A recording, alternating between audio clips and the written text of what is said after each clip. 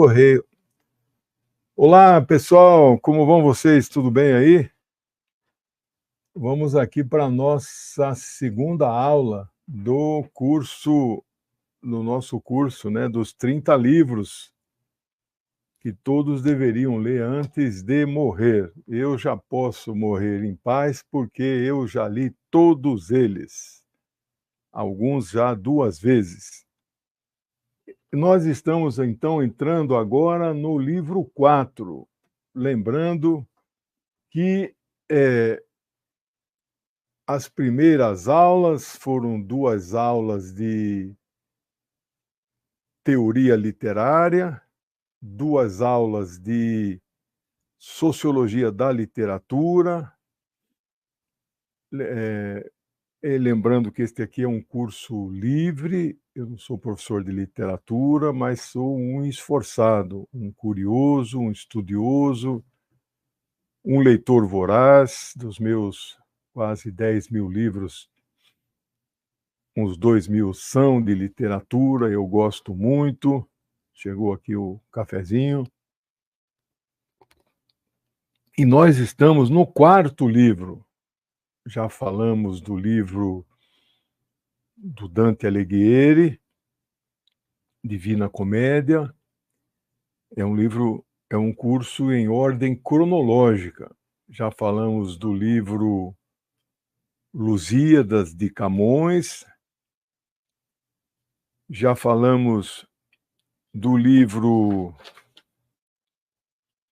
Qual foi o nosso livro terceiro? Foi o...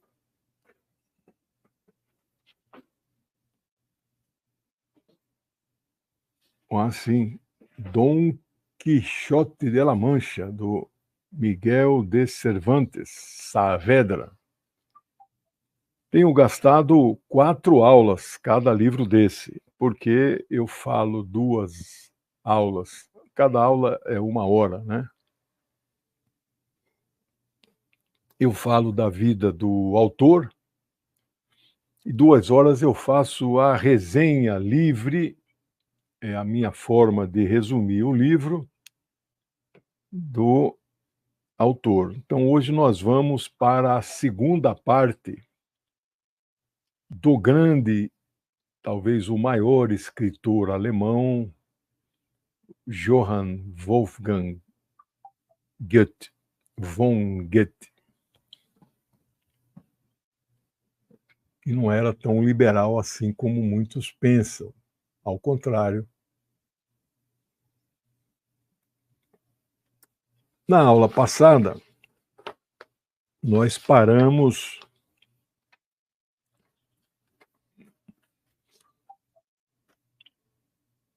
eu aqui falei que o Carlos Augusto, quando assumiu o Grão-Ducado de Weimar, convidou Goethe a conhecer, visitar. Ele gostou tanto que mudou para lá, lá morou, recebeu cargos, etc. Então vamos dar sequência a partir deste momento. Por um certo período, ocorre uma certa instabilidade política quando o nosso jovem poeta Goethe, ele é acusado de fazer a cabeça, entre aspas, desse governador, né, Carlos Augusto. Mas o Carlos Augusto é que, na verdade, vai cooptando Goethe aos poucos, de tal maneira que ele é nomeado para vários cargos importantes nesse grão-ducado, não é? Que era uma espécie de monarquia regional, né? Bom, ele ocupava cargos equivalentes a ministérios, né? Então, ele vai ficar ali em Weimar durante pelo menos 11 anos seguidos. Ele vai sair por um período, volta e vai ficar novamente. Ele vai acabar morrendo em Weimar, né? Nesse período, ele estabelece um romance, na verdade, seu único romance formal, que ele acaba se casando por em torno de 10 anos, com uma mulher bastante simples. É uma artista têxtil, não sei exatamente o que uma artista têxtil poderia fazer, talvez artes em tapetes, né? E ele conhece nesta cidade Charlotte von Stein, ela que vive entre 1742 e 1827. Lembrando que ele morre 5 anos depois, em 1832. E os registros que nós temos é só esse o único casamento que ele vai ter, né? Então,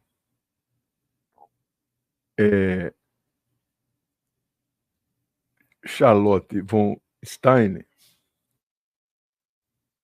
é uma espécie de dama de companhia de Goethe. Não, peço desculpas, essa Charlotte não é a que ele vai se casar. Essa é a Charlotte que é o grande amor da vida dele, que não é correspondida, né? É aquela do romance que ele escreveu, O Sofrimento do Jovem Werther, né? Então,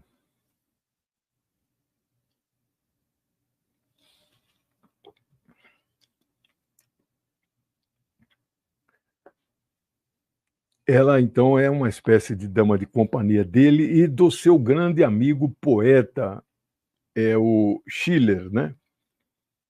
Ele vai, no final da vida, ser enterrado em um cemitério ao lado desse poeta Schiller, né? Nesse cemitério histórico lá em Weimar, né? E essa Charlotte, ela tem influência sobre eles, né? E consta que eles tiveram, então, esse romance e trocaram cartas e bilhetes. Estas cartas e estes bilhetes estão totalmente preservados. Então, há muitos livros, obras, estudos sobre essa correspondência. Então, nós estamos aqui um período anterior ao casamento que eu vou mencionar daqui a pouco. O casamento é de 1806. Em 1780, aos 31 anos, Goethe passa a dedicar-se a estudos e pesquisa em ciências naturais. Então, como disse na primeira aula, ele é considerado um polímata. Polímata é aquela pessoa que tem um conhecimento em muitas áreas do saber, mas não é um expert, ele não se aprofunda nestas áreas do saber, né? Então, ele não é o maior expert em todos esses ramos, mas ele entende um pouquinho de cada coisa, né? Eu gostaria muito de ser um polímata, me esforço para isso, né? A minha biblioteca tem 22 áreas do conhecimento, gosto muito disso e talvez por isso nunca tenha feito um doutorado na vida, assim, não quero ser um hiper especialista em um único ponto, né? Bom, ele pesquisou ciências naturais. Ele é mais velho que Darwin, não é? Então, Darwin, se ele morre em 32, Darwin morre mais para o final do século XIX. Ele vai navegar na área de geologia, botânica e osteologia, que estuda a osteologia. É o ramo da anatomia humana que estuda a estrutura,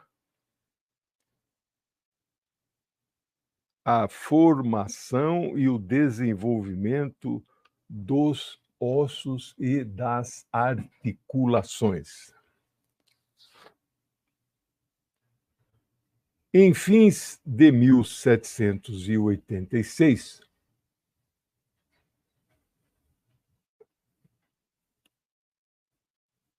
Goethe deixa tudo o que fazia em Weimar, abandona os seus cargos no governo sem dizer nada a ninguém, sem deixar nenhum aviso prévio e viaja intempestivamente para a Itália.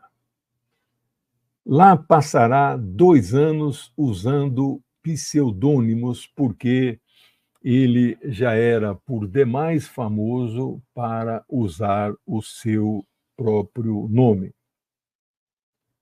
Lá ele revisita os grandes clássicos, especialmente os grandes pintores, especialmente Rafael e Palladio, entre outros.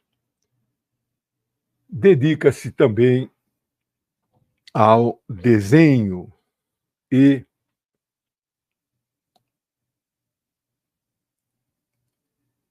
finalmente dedica-se à profissão de poeta. Escreve muitas poesias e antologias. Esse Rafael é talvez o melhor pintor nessa época. Ali na Itália, um melhor do que o outro. Eles são eu chamo de retratistas ou expressionistas, né? Eu gosto de quadros que você vê e não precisa interpretar. Você vê e entende. Pode me chamar do que você quiser. Obra de arte, para mim, você olhar tem que entender. Por isso que eu sou adepto e apoiador do chamado realismo socialista. É a arte engajada, é a arte com um objetivo, é a arte com um propósito, é a arte com um conteúdo, de preferência o conteúdo emancipador que eleva consciências, né? Bom, mas se não elevar, serve? Serve. Eu gosto de paisagens, acho bonito, desde que você entenda a paisagem. Bom, mas se não usar o pincel, pode ser com espátula? Pode. Eu tenho 6 quadros de um tio meu artista que só pintava com espátula. Mas é como se pintasse com pincel. Ele fazia com espátula o que um artista faz com pincel, né? É fantástico. Então, tá tudo ali. Você entende tudo que. Então ele pegava uma foto, ele reproduzia igualzinho. Bom, esses Rafael e outros, Michelangelo, né? Da Vinci, esses caras, o que nós podemos falar deles, né? Bom, depois ele retorna a Weimar. Parece que tinha um vínculo com Weimar muito forte. Aí sim, ele vai fazer esse casamento que eu falei com uma senhora, uma mulher, moça, bem mais simples socialmente do que ele. Quando isso acontece, é uma paixão irrefreável, não é? Como é que explica essas coisas? Eu acho que, desculpe a palavra, não é um palavrão, né? Mas deve haver assim tido um tesão assim impressionante, né? Dois jovens que veio aquela química assim e não passava, né? E aí a solução foi ter ficado junto, casado, né? O nome dela era Cristiane Vulpius. Ela não tinha nenhum prestígio social. Ele se envolveu com ela de tal maneira que mesmo sem que ela tivesse nenhuma inserção e projeção social, ele decide casar com ela e com ela fica 10 anos e ficaria mais se ela não tivesse morrido, né? Em 1816. Então ela era artista têxtil. O que é uma artista têxtil? Consta na biografia que ela era funcionária de uma senhora chamada Carolina Bertucci.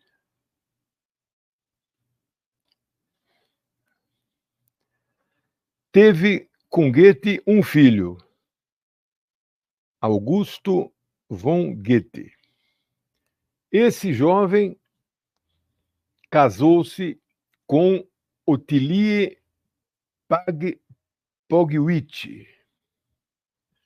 Então, deste casamento do único filho de Goethe com esta jovem senhora de prestígio social simples, geraram 3 filhos, 2 homens e uma menina que morreu cedo. Então, imagino que a linhagem dos Goethes foi preservada porque o primeiro filho, que é o neto de Goethe, Walter von Goethe, viveu entre 1818 e 1885, foi um compositor. E o segundo, que também tem o nome de Wolfgang von Goethe, viveu entre 1820 e 1883. Foi um jurista e um poeta. Portanto, imagino que estes dois também casaram-se e tiveram filhos. Então, a linhagem do Goethe estaria preservada, não fiz essa árvore genealógica, né? Mas a terceira filha, de nome Alma von Goethe, morreu com 17 anos.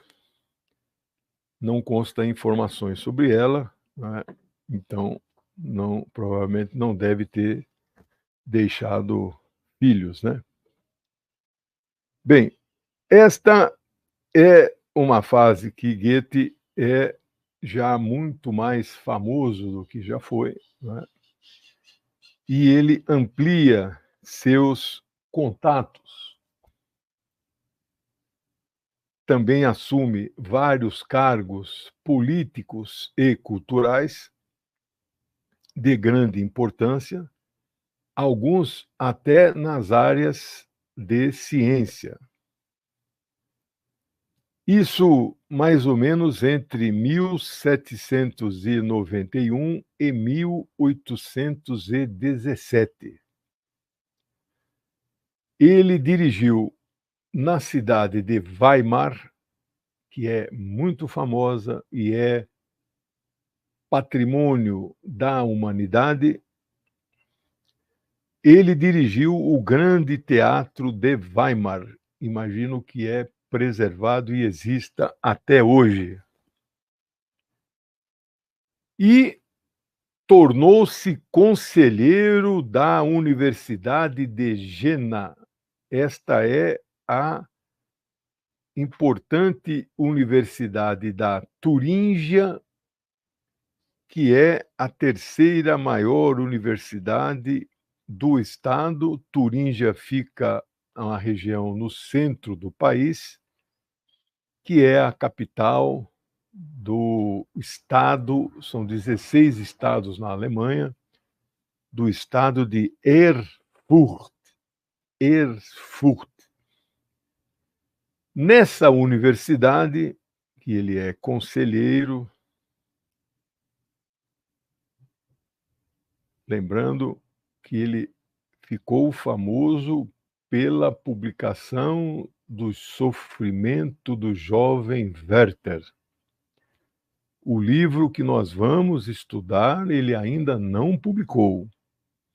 Aliás, só será publicado depois da sua morte. Fausto, Doutor Fausto. Mas ele é famosíssimo a ponto de ser o conselheiro da universidade. E ali ele conhece 3 pessoas, as mais famosas da Alemanha naquele momento: 2 filósofos e um grande poeta. O primeiro, que morre muito jovem, está enterrado ao lado dele no cemitério histórico de Weimar, é o poeta Friedrich Frederico Schiller. Viveu entre 1759 e 1805. Ele então morre com 46 anos. Era médico e provavelmente o maior poeta alemão. Eu não digo que é o maior poeta, eu tenho coragem de dizer que Goethe é o maior escritor alemão. Não sou um expert em literatura alemã, mas eu não tenho dúvida de fazer essa afirmação e tenho certeza que não vou errar. Mas dizer que Schiller é o maior poeta alemão, eu já não tenho essa certeza. Mas se não for o maior, deve estar entre os 3 maiores. Mas o maior amigo de Goethe. Quando ele vai morrer, Goethe fica abalado, né? Ele vai então conhecer também George Friedrich Hegel, não confundir com Engels, né? Que, aliás, na Lava Jato teve um cara lá que confundiu Hegel com Engels, né? Que seria o maior filósofo da Alemanha antes de Karl Heinrich Marx. Hegel, que também não é um homem que vive muito, morre com 61 anos, vive entre 1770 e 1831. Quando ele morre, Marx tinha 13 anos, Marx é de 18, ele morre em 31,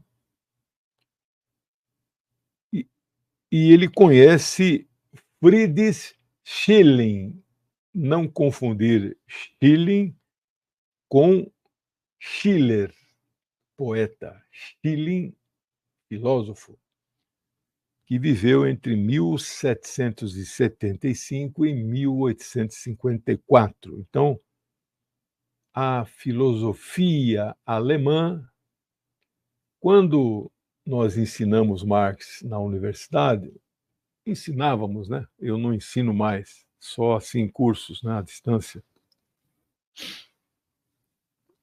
A gente falava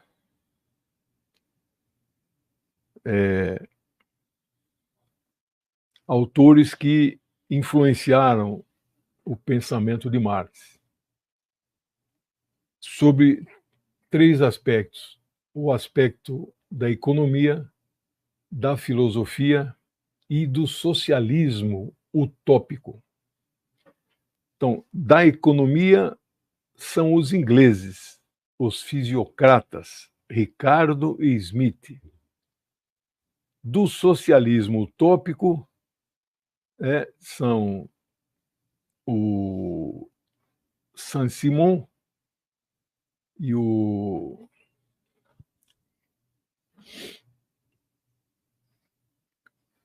tem mais um lá, francês. São 2 franceses. E do ponto de vista da filosofia, é o Hegel e o Feuerbach. Então, são filósofos alemães, né?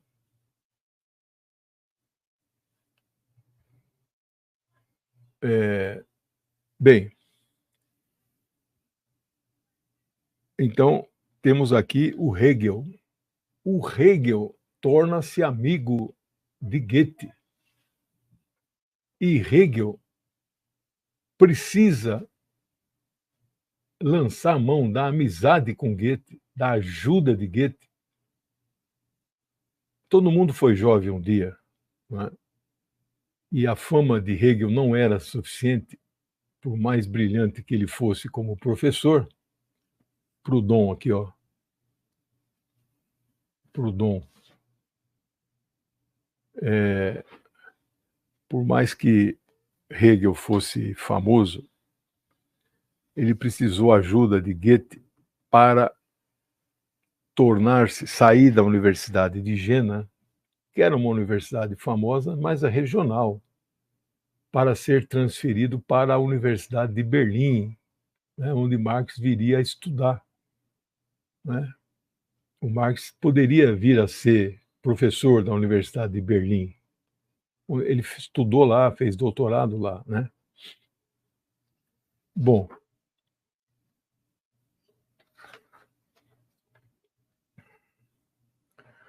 poucas pessoas sabem a ligação de Goethe com essas questões das chamadas ciências naturais. Em 1792, né, sempre lembrando que Goethe nasceu em 49. Então, em 1790, se ele nasceu em 49, então ele tinha 40 e poucos anos. Ele publica um artigo cujo título em alemão é Versus die Metamorphose der Pflanzen zur Klaren. Desculpe, meu alemão é muito ruim. Traduzindo, tentando explicar a metamorfose das plantas.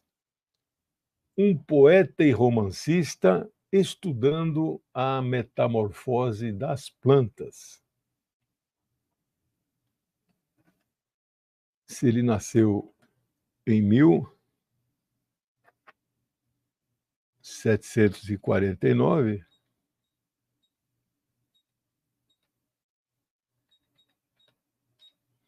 com 41 aninhos, ele publica um livro de botânica, na verdade, né? Nessa época, ele também inicia os seus estudos sobre cores.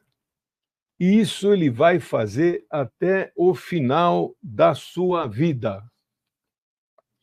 Há uma passagem aqui que eu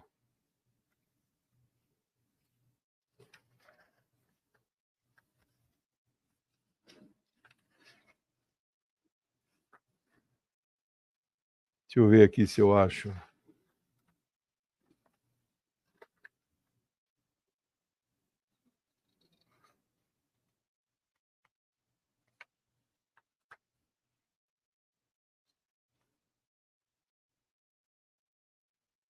Em 1810, ele publicou a Teoria das Cores, que para ele considerou a sua teoria, a sua obra mais importante. Então ele considerou essa teoria é uma teoria da física mais importante que uma obra literária dele, né?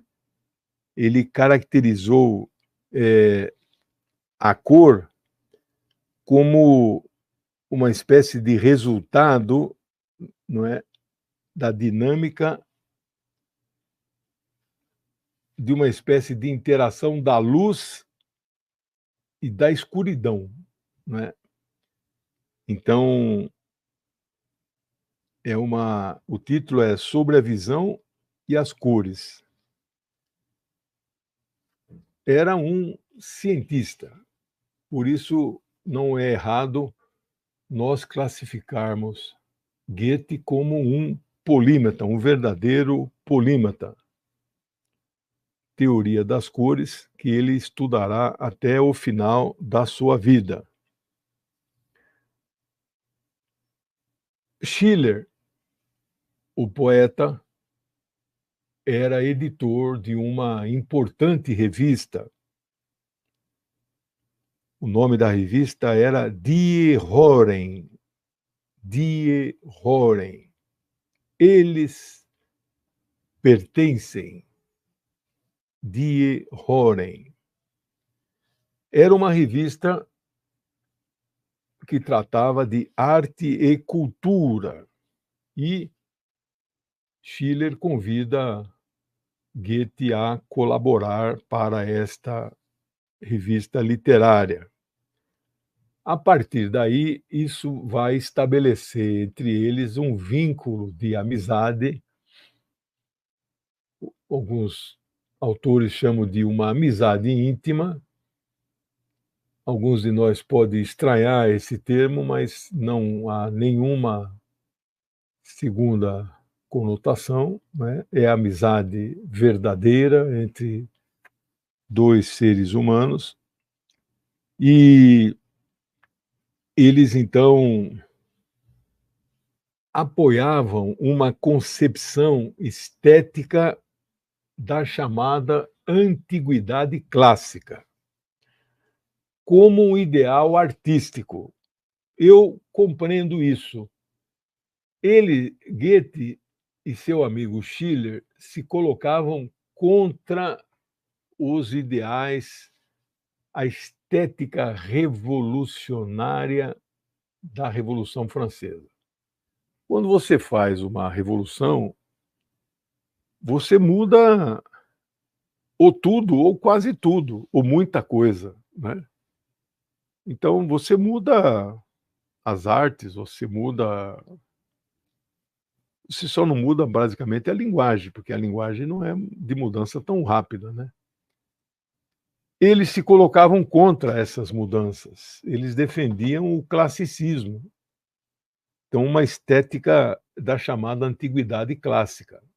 Então, vamos dizer, eles eram conservadores. Eu, de alguma forma, sou conservador, sou um homem de esquerda, mas sou conservador em alguns aspectos. Não há nenhum problema com isso, não há nenhuma contradição, né? Por isso, eles eram avessos às mudanças revolucionárias do ponto de vista estético. Você pode ser a favor de mudanças revolucionárias do ponto de vista ético, moral e tal, mas estético não. Você pode, né, escultura. Vocês viram a abertura da Olimpíada de Paris? Pelo menos aquele quadro lá que dizem que não tem nada a ver com a Santa Ceia, né? Tem a ver com o quadro de Dionísio, não sei. Eu achei horrível, não gosto, não faz meu estilo. Paciência, tem gente que adorou, né? O Rivadavia está lembrando aqui, né? São as fontes constitutivas do pensamento marxista. É a economia inglesa, né? O socialismo utópico francês e a filosofia clássica alemã. Muito bem, Rivadavia.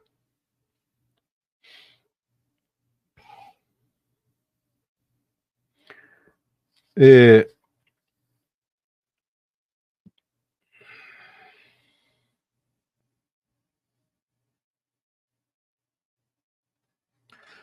portanto, a dupla Schiller-Goethe vai criar a marca do chamado classicismo de Weimar, né? Então, eles criam uma marca própria.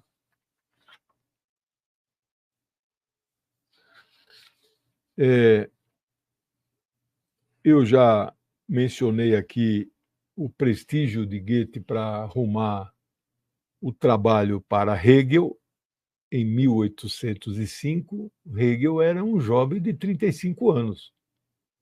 Eu comecei a lecionar na universidade com 28 anos, era um jovem, né?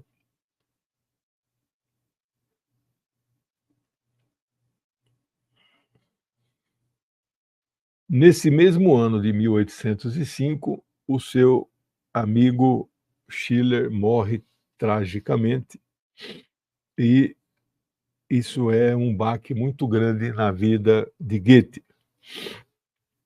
3 anos depois, o imperador Napoleão Bonaparte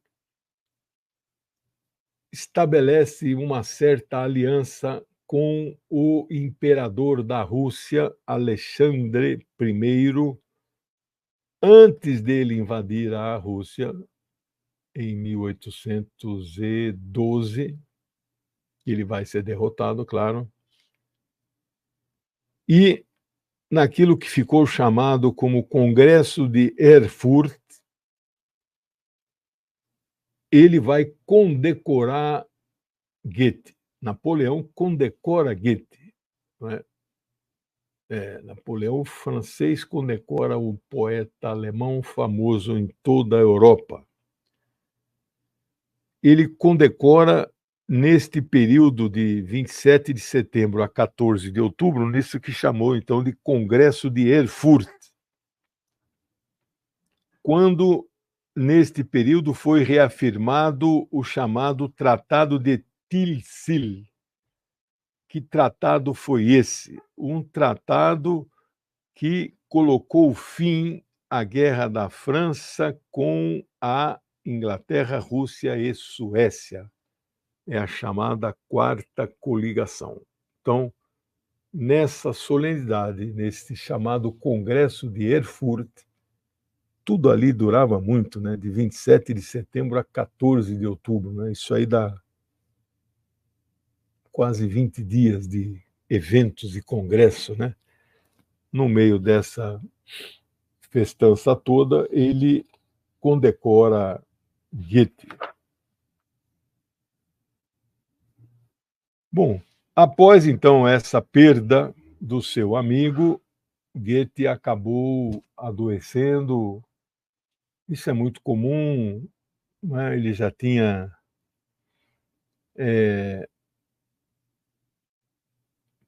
é muito comum, maridos, mulheres que vivem muito tempo, eles morrem um, depois o outro vai se definhando, né? Ele estava já muito atormentado, né? Porque várias vezes ele se adoeceu, mas Napoleão invadiria com as suas tropas napoleônicas a cidade de Weimar, na Alemanha, que é onde ele passaria seus últimos anos de vida, né? Então, era uma fase em que ele estava, uma fase muito pessimista. E nesta fase, ele escreve a sua autobiografia, né, que muitos dos seus biógrafos também eles se apoiam para poder escrever, né, os seus textos, né?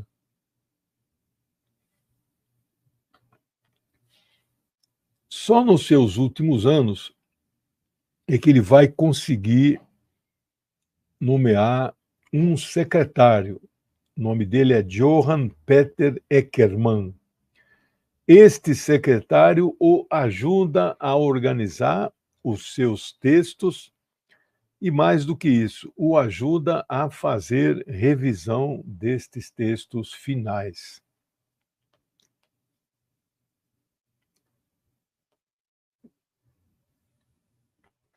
Já esfriou o café. E, finalmente, após 16 anos de trabalho, iniciado em 1814,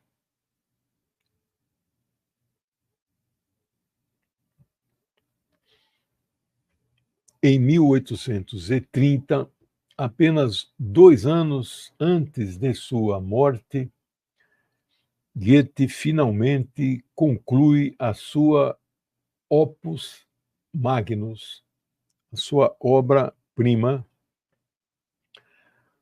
Dr. Fausto, que só será publicada após a sua morte. Ele deixa dentro de um envelope, né? E ela, então, é publicada posteriormente.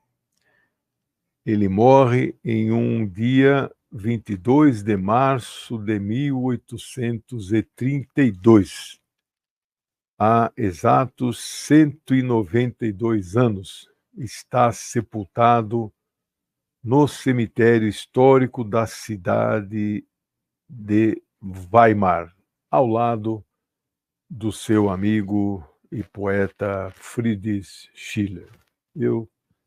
Se um dia visitar a Alemanha, se a Alemanha for, visitarei Weimar, e se visitar Weimar, visitarei o cemitério e verei o túmulo de Wolfgang Goethe. Todas as cidades importantes do mundo que eu visitei, eu passo um dia no cemitério. É a coisa mais importante a se fazer. Eu conselho que eu dou a vocês. Eu sei que a maior parte dos turistas não visitam cemitérios, preferem visitar parques, parques de diversão, sei lá o que é que vocês visitam, museus, né? Eu, na última vez que tive, última e única vez que tive em Paris, eu só fiquei 4 dias, visitei a Catedral de Notre-Dame, evidente, e 2 dias eu tive um congresso científico, e aí, no último dia que me restou, eu tinha a opção de visitar o Louvre ou visitar o cemitério Père-Lachaise, né? Eu não tive dúvida, passei o dia no cemitério. Você não vai acreditar, mas é verdade. Fotografei os túmulos mais importantes do mundo.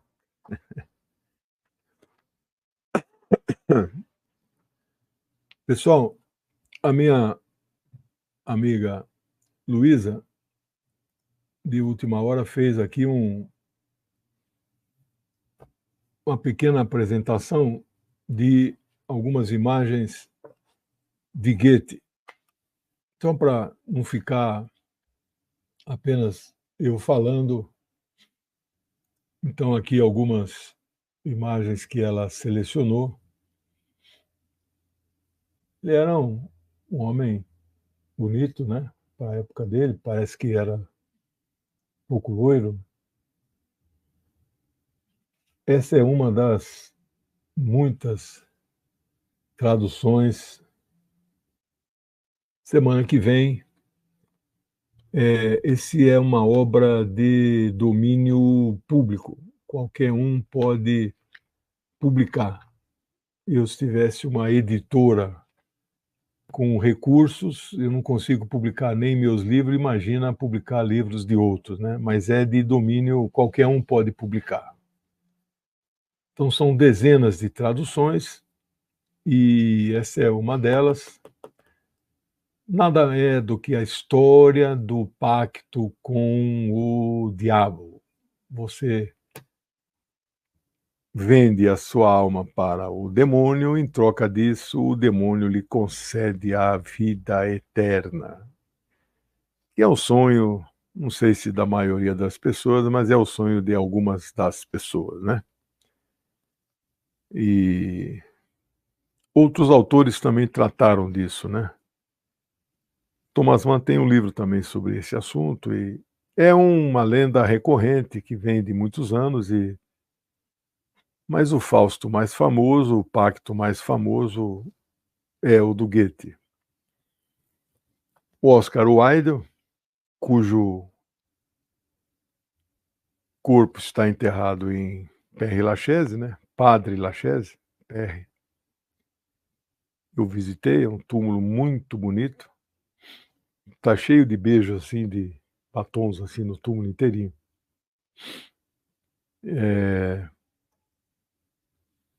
Ele tem um livro famoso do pacto, né, do Fausto, que é o Retrato de Dorian Gray, vocês devem ter lido, né?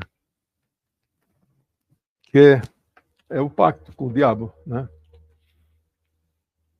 Então, bom, pessoal, hoje, por hoje é só, terminamos aí a nossa aula da vida do poeta, do escritor, cientista natural, polímata. Semana que vem voltamos, provavelmente 2 aulas, para a síntese do que é esta obra, o resumo da obra. Não sei se vai dar uma aula só ou 2. Amanhã, sexta-feira, 10h30, Geopolítica em Foco na TVT. É sempre um dia especial. Tem a pergunta que alguém sempre faz. Fala aí, professor, eu respondo. Tem dica cultural, eu falo de um filme, um livro. E tem as notícias que eu comento. Domingo, continuidade do curso de teologia, estou falando sobre cristianismo. Tá bom? Bom final de semana para vocês. Tudo de bom. Obrigado aí pela companhia. Um beijo a todos. Tchau. Obrigado pelos canais parceiros. Se inscrevam, entre como membros. Hoje não tivemos nenhuma contribuição. Semana que vem esperamos mais apoio. Obrigado, pessoal.